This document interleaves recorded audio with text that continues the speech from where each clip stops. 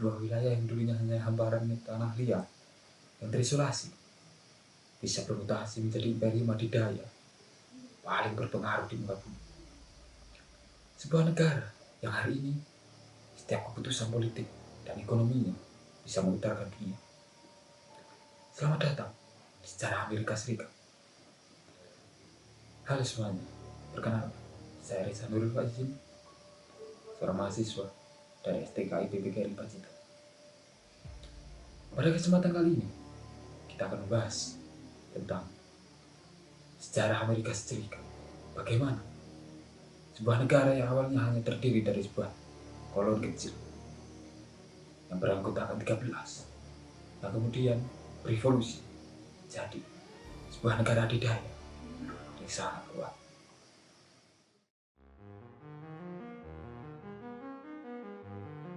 Buku-buku sekolah lama seringkali menyebut nama Christopher Columbus pada tahun 1492.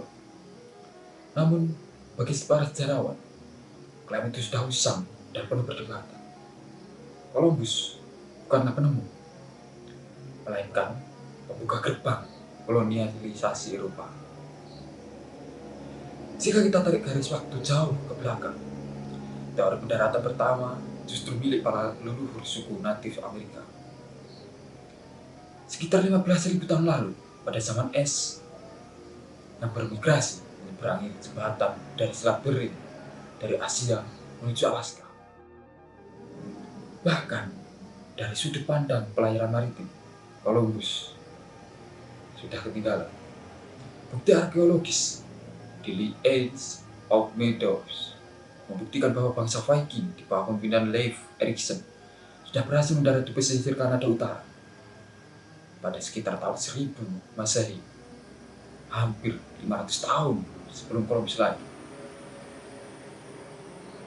Tidak hanya itu, ada pula teori dan diskusi akademis mengenai kota awal pelaut Muslim dari Andalusia yang sekarang menjadi negara Spanyol, hingga ekspedisi Laksamana Cheng Ho dari Cina.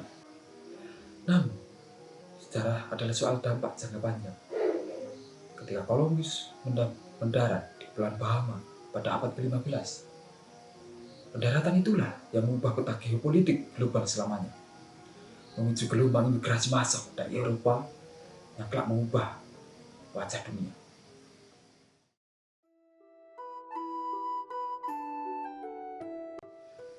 Jauh sebelum orang-orang Eropa mengklaim wilayah ini sebagai dunia baru, tanah Amerika sudah berpenghuni.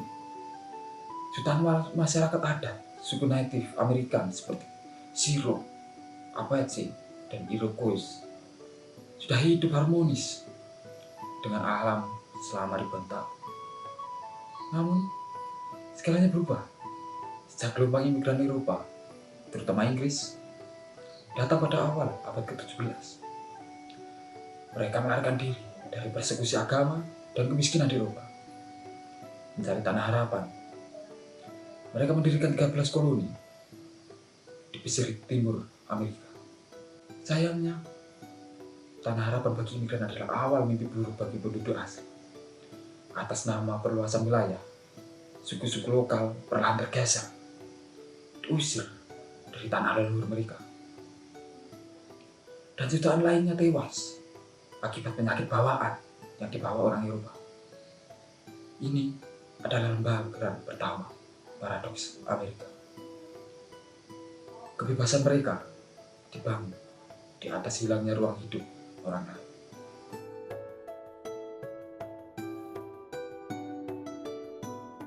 Memasuki pertengahan abad ke-18, 13 koloni mulai muak dengan aturan pajak sepihak dari kerajaan Inggris.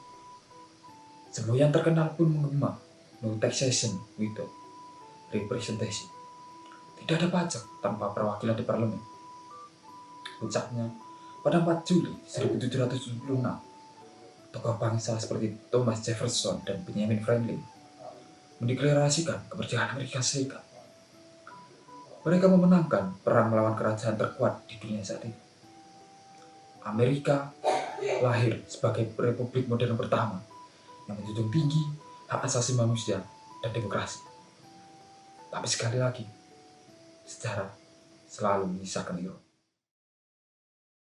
Bagaimana bisa sebuah negara menggaungkan kalimat semua manusia diciptakan setara, sementara di saat yang sama jutaan orang kulit hitam diimpor dari Afrika untuk dijadikan budak di lapangan kapas. Dosa asal perbudakan inilah yang akhirnya memicu perang paling berdarah di Amerika Serikat. Perang Saudara tahun 1861 hingga 1865. Bangsa ini terpecah dan saling bantah antara utara yang ingin menghapus perbudakan dan selatan yang ingin mempertahankannya. Utara menang, perbudakan dihapus oleh Abraham Lincoln. Namun, drama rasisme sistemik itu tetap menetap di sana, bahkan hingga saat ini.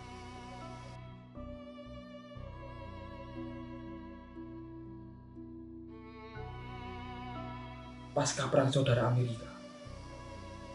Amerika melakukan lompatan raksasa. Mereka memasuki era industrialisasi yang gila-gila. Penemuan listrik, jalur kereta api, minyak bumi, dan industri baja mengubah Amerika menjadi raksasa ekonomi baru mengalahkan Eropa. Ketika Perang Dunia I dan Perang Dunia II berkecamuk yang menghancurkan tanah Eropa serta Asia, wilayah domestik Amerika hampir tidak tersentuh perang. Malah, mereka menjadi sebuah pabrik senjata dan menyokong dana bagi sekutu. Dan ketika bom atom diledakkan di Hiroshima dan Nagasaki pada tahun 1945, Perang Dunia II berakhir. Dan Amerika Serikat resmi berdiri di puncak piramida kekuasaan dunia sebagai polisi global.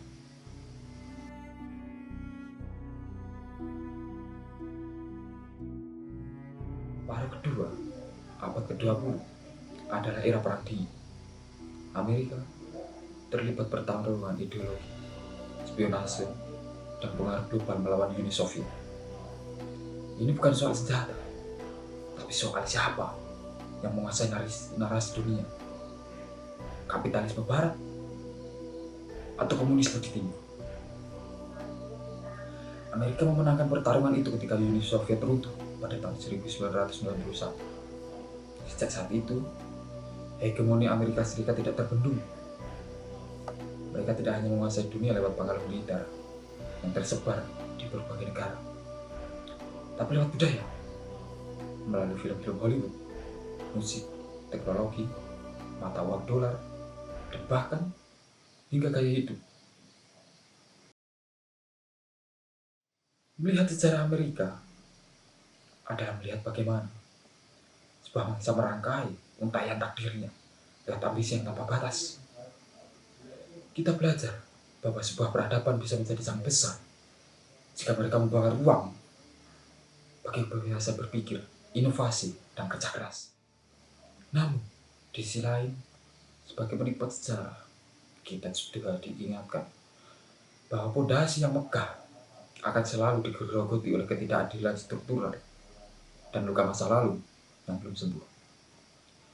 Amerika mengajarkan bahwa kekuatan sejati sebuah bangsa tidak diukur dari seberapa banyak hulu ledak nuklir yang mereka punya, melainkan dari seberapa setianya mereka pada janji kemanusiaan yang mereka gaungkan sendiri. Saya Reza, dan terima kasih sudah mendengarkan narasi malam ini. Serta sampai jumpa di ruang refleksi sejarah selanjutnya.